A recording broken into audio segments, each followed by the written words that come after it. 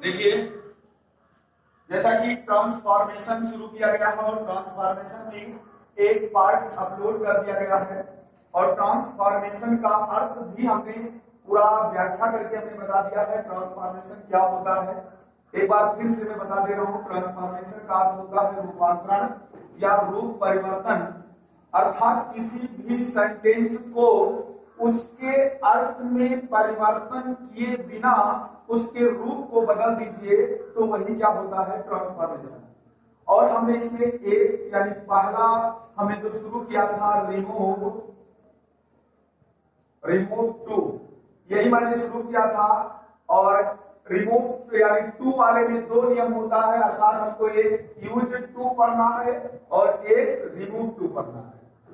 तो remove to में हमने पहला नियम पढ़ाया था, सभी लोग ध्यान देंगे कि यहाँ पे हमने बताया था कि ये जो टू होता है ये एडवर्ब टू होता है और एक टू आप लोगों के सामने आता है जो इंफिनिटिव टू होता है।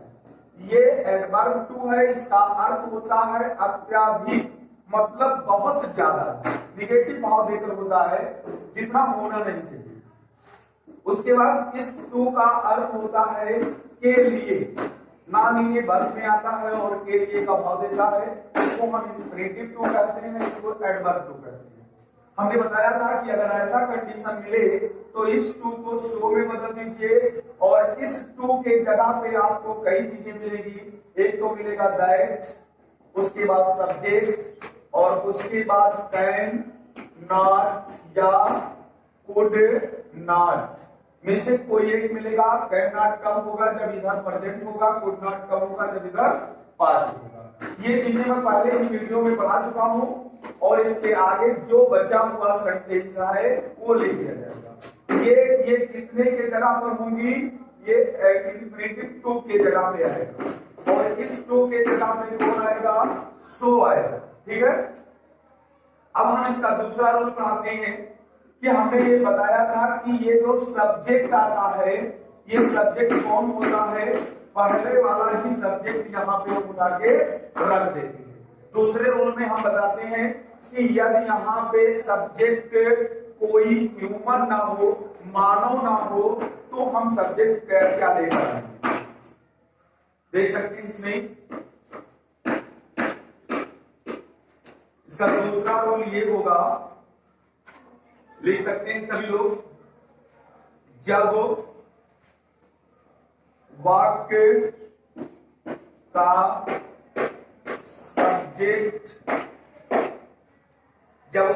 का सब्जेक्ट नॉन लिविंग हो, नॉन लिविंग का मतलब सजीव, समझ रहे हैं ना, नॉन लिविंग हो अर्थात सजीव हो, ठीक, तो दैट के बाद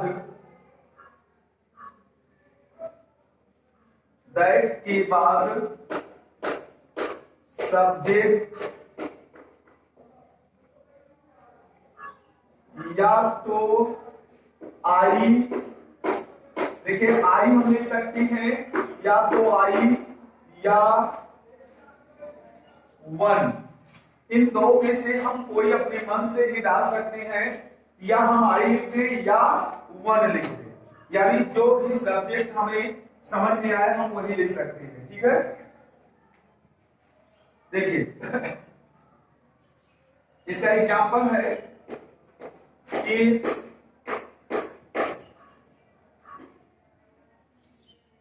the house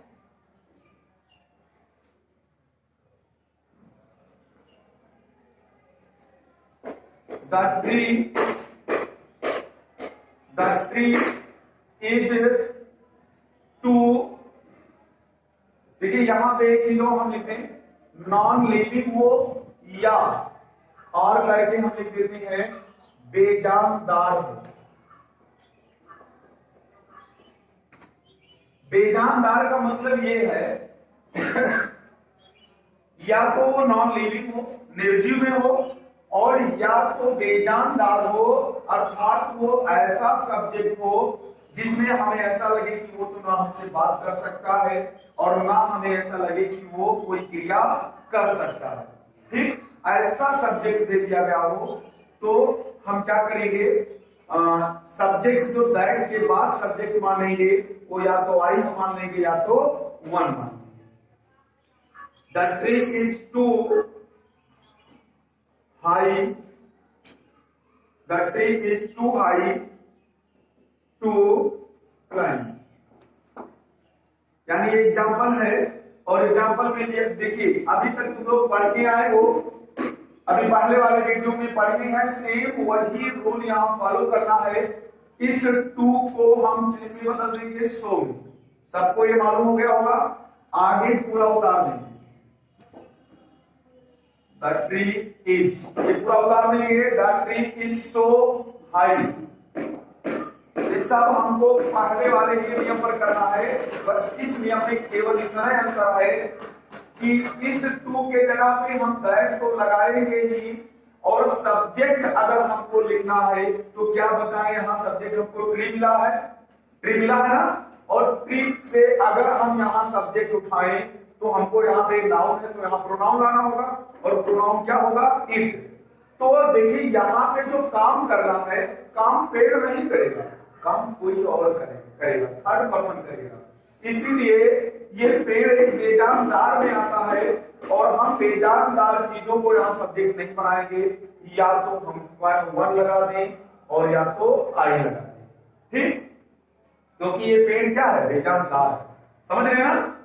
तो the tree is so high that one, अब बताएं हमको क्या लिखना है, दैट के बाद सब्जेक्ट भी हो गया है, अब हमको लाना है कैन या कुड। ये प्रेजेंट है तो क्या लाएंगे, कैन नॉट। ठीक, कैन नॉट। अब उसके बाद बचा क्या है, क्लाइंब। इस टू के जगह पे इतनी चीजें हमको लानी है, इतनी चीजें आ गई हैं। हम पहले वाले वीडियो में भी बता चुके हैं, दैट आएगा, सब्जेक्ट आएगा, कैन नॉट या कुड नॉट आएगा। लेकिन इस नियम में केवल इतना अंतर है कि यहाँ पे सब्जेक्ट जो मैं लाता था, यहाँ का सब्जेक्ट उठाकर यहाँ रख देता था, लेकिन यहाँ पर ये सब्जेक्ट यहाँ नहीं आएगा क्योंकि ये क्या है, बेजानदार में आता है। ट्री कोई क्रिया नहीं करेगा, क्रिया तो कोई थर्ड पर्सन व्यक्ति ही करेगा, क्योंकि पेड़ इतना ऊंचा है। इसका अर्थ क्या होगा, यहाँ पर वर्ब ले देते हैं, क्लाइंब। देखिए यहां अर्थ है कि पेड़ इतना मतलब इतना अत्यधिक ऊंचा है, टू क्लाइंब, चढ़ने। कहने का सेंस ये है कि पेड़ इतना ज्यादा ऊंचा है कि उस पे कोई चढ़ नहीं सकता है। पेड़ इतना अधिक ऊंचा है, टू क्लाइंब, चढ़ने में।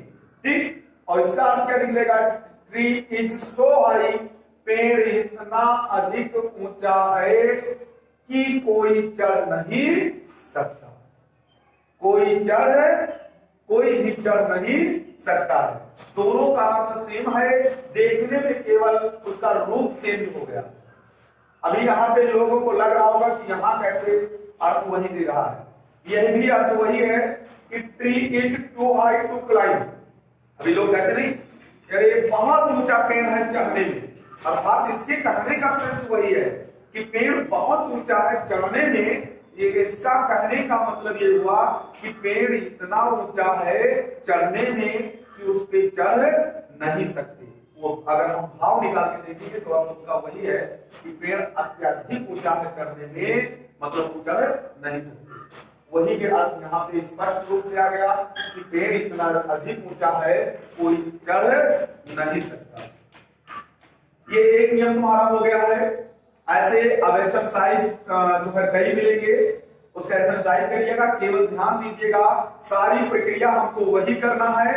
बस अगर यहाँ का सब्जेक्ट कोई जो है क्रिया करने वाला मानो, अर्थात ऐसा व्यक्ति ना हो कि जो क्रिया करता हो कोई बेजानदार हो, नॉन लिविंग चीज हो। अभी यहाँ पे कह दिया जाए हाउस, हाउस की बात आ जाती तब भी ये क्या था, नॉन लिविंग में था, तब भी हम यहाँ पे या तो वाई रखते या तो वन रखते। हम दूसरा नियम, इसका तीसरा नियम बताते हैं। ये दूसरा नियम हो गया।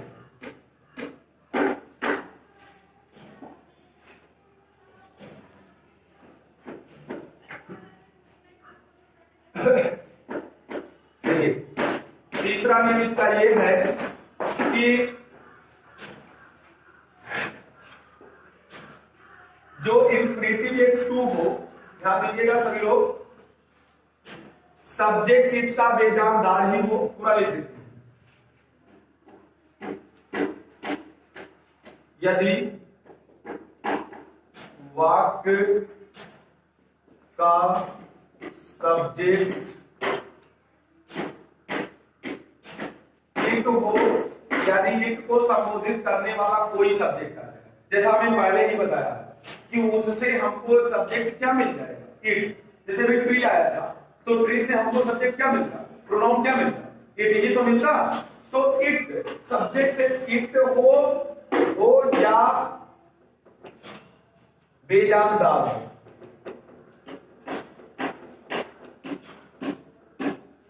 देखिए सब्जेक्ट की बात जो अभी दूसरे नियम में किए हैं वही सब्जेक्ट की बात यहां भी किया गया, लेकिन इसमें अंतर क्या है? इसमें अंतर यह है कि इंफिनिटिव टू यानी इट हो या बेजानदार हो और टू के पहले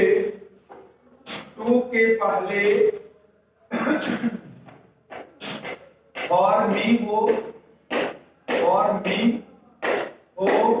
तो ये बदल सब्जेक्ट का रूप ले लेगा, क्या लेगा, आई। अगर फॉर हिम हो तो ये सब्जेक्ट का रूप ले लेगा ही। अगर फॉर मी अस हो तो ये सब्जेक्ट का रूप ले लेगा बी। ठीक ऐसे ही जो प्रोनाउन हमको मिलेंगे, जैसे भी फॉर हर हो तो सब्जेक्ट का रूप क्या ले लेगा, सी। ठीक है ना?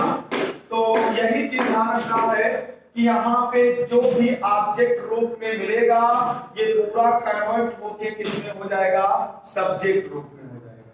ठीक है, अभी तक हमने ये देखा है दूसरे रूल में कि इसका सब्जेक्ट कोई इट या बेजानदार हो तो हमको सब्जेक्ट अपने तरफ से लगाना पड़ता था, लेकिन अब यहाँ पे तीसरे रूल में यह बताया गया है कि यदि ऐसा कंडीशन मिल जाए तो तुम्हें अपने तरफ से सब्जेक्ट नहीं लगाना, इसी के अनुसार सब्जेक्ट लगाना।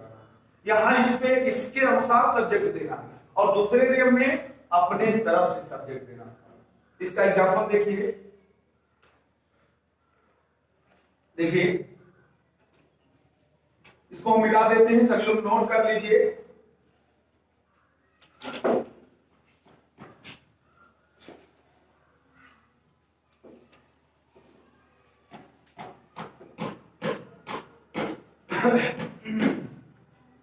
अभी जैसे क्या दिया जाए,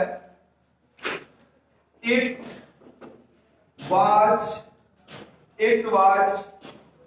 टू हॉट, इसका अर्थ क्या हुआ, बहुत अधिक गर्मी है, अत्यधिक गर्मी थी। इट वाज टू हॉट, अत्यधिक गर्मी थी, इतना ज्यादा गर्मी थी। और फॉर हिम उसके लिए टू गो आउट, बाहर जाने के लिए, मतलब उसके बाहर जाने के लिए अत्यधिक गर्मी थी। अब कहने का सेंस है इतना ज्यादा गर्मी थी कि वह बाहर नहीं जा सकता था। अब देखिए यहां हम इसको लिख ही देंगे, इट होगा, वाज होगा और टू को हम किसमें बदलेंगे, सो में, हॉट होगा ही। और इस फॉर हिम को हम किसका रूप दे देंगे, सब्जेक्ट का रूप देंगे। और हिम किस सब्जेक्ट का रूप क्या आएगा, ही। क्या आ जाएगा, ही। लेकिन हम पहले टू के हटाकर क्या लाएंगे, दैट के बाद ही सब्जेक्ट आता है। तो अब दैट के बाद कौन सा सब्जेक्ट देंगे, ही। क्या सब्जेक्ट देंगे, ही। अभी तक क्या होता था कि ये सब्जेक्ट यहाँ पे बेजानदार है और जब बेजानदार सब्जेक्ट होता था तो हम अपनी तरफ से व्हाट या आई सब्जेक्ट दे देते। लेकिन अब यहाँ पे एक कंडीशन ये दे दिया है कि नहीं, आप अपने तरफ से सब्जेक्ट नहीं दे सकते हैं, हम हमारे अनुसार सब्जेक्ट दीजिए। तो फॉर हिम के अनुसार क्या देंगे, ये। और इनको हम यहां से हटा दिए और ये टू के जगह पे तो हमको सारी चीजें ही लाना है। कितनी चीजें लाना है? दैट लाना है, सब्जेक्ट लाना है, कैन नॉट या कुड नॉट लाना है। बताइए वाज है, ये पास्ट टेंस है तो कुड नॉट आएगा। क्या आएगा? कुड नॉट आएगा। अब बाकी बचा हुआ शेष लिख दिया जाएगा गो आउट। ये तुम्हारा तीसरा नियम हो गया। इसका हम और एग्जांपल एक दे देते हैं। इसका एग्जांपल देखिए,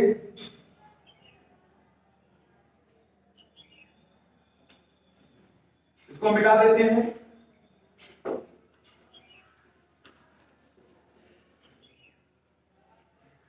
अभी वही जो एक एग्जांपल दिया गया था पेड़ वाला, देखिए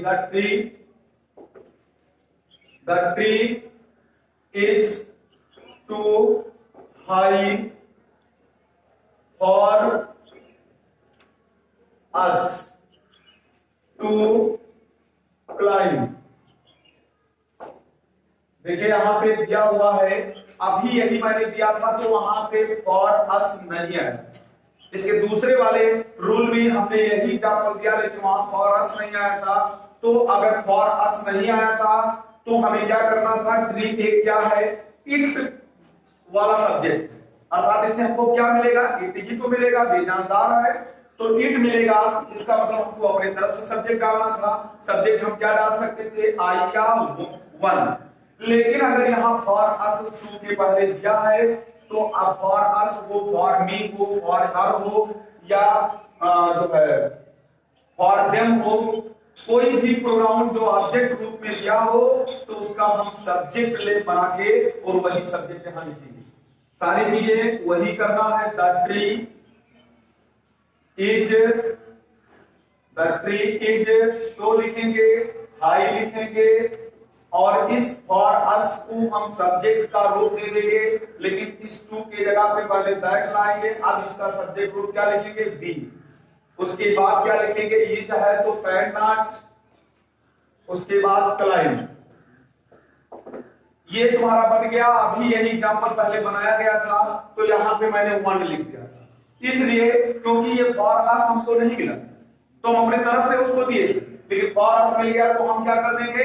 बी कर देंगे। अभी यही थोड़ी देर के लिए फॉर बी होता तो अब सब्जेक्ट क्या हो जाता? आई। क्या हो जाता? अगर यही थोड़ी देर के लिए फॉर देम होता तब क्या हो जाता? सब्जेक्ट दे हो जाता। क्या हो जाता? दे। मतलब यही चीज हमको ध्यान देना है कि यहां जिस रूप में होगा जो प्रोनाउन होगा उसी का सब्जेक्ट आ जाएगा। ठीक है, ये तुम्हारा तीसरा रूल हो गया है। और यानी हम जो है ट्रांसफॉर्मेशन का फर्स्ट, सेकंड और थर्ड 3 रूल किसका पढ़ा चुके हैं? रिमूव टू का। ट्रांसफॉर्मेशन में रिमूव टू का मैं 3 नियम पढ़ा चुका हूं। रिमूव टू का 3 नियम में क्या है, एक बार फिर से सुन लीजिए। एक नियम मैंने बताया है कि आप एडवर्ब टू को, उस टू को जिसमें डबल ओ उसको हटाइए और सो लगाइए, और एक टू वो हटाइए जिसमें एक ओ उसको हटाएं तो दैट लगाएं, सब्जेक्ट लाएं और उसके बाद कैन नॉट या कुड नॉट। ये एक सिंगल ओ वाला टू है। दूसरा नियम आज मैं अभी बताया हूं कि जब सब्जेक्ट तुम्हारा जो ऐसा सब्जेक्ट हो जो इट का काम करता हो, अर्थात उस सब्जेक्ट से अगर हम प्रोनाउन निकालें तो हमको इट मिल जाए, तो हमको वहां पे सब्जेक्ट इट नहीं लिखना है, अपने तरफ से वन या आई लिख देना है, क्योंकि दैट के बाद सब्जेक्ट हमको लिखना है और वो सब्जेक्ट हम आगे वाला नहीं लिखेंगे। यदि कोई ह्यूमन यानी मानव मतलब जो है मानव वाली बात नहीं दिया होगा, कोई क्रिया करने वाला बात नहीं दिया होगा। उसके बाद तीसरा रूल अभी मैंने यही पढ़ाया है रिमूव टू का, कि जो सब्जेक्ट हमको लिखना है वो अपने तरफ से भी हम नहीं लिख पाएंगे और ना पहला सब्जेक्ट लिखेंगे, ना पहला वाला सब्जेक्ट वहां टाइप के बाद लिखेंगे और ना अपने तरफ से लिख पाएंगे। कब? जब टू के पहले फॉर के साथ कोई प्रोनाउन ऑब्जेक्ट रूप में हो, तो जब फॉर के साथ मी हो तो आई, फॉर के साथ देम हो तो दे, फॉर के साथ अस हो तो बी, अर्थात हमें उसी को सब्जेक्ट बनाना है, अपने तरफ से भी सब्जेक्ट नहीं बनाना। तो पहला में जो सब्जेक्ट होगा वही सब्जेक्ट होगा, दूसरे रूल में अपने तरफ से सब्जेक्ट देना है, तीसरे रूल में ना ये सब्जेक्ट होगा ना हमारे जो यहां होगा ये सब्जेक्ट होगा। ठीक, तीनों रूल समझ में आ गया होगा। अब हम आगे नेक्स्ट वीडियो में जाएंगे।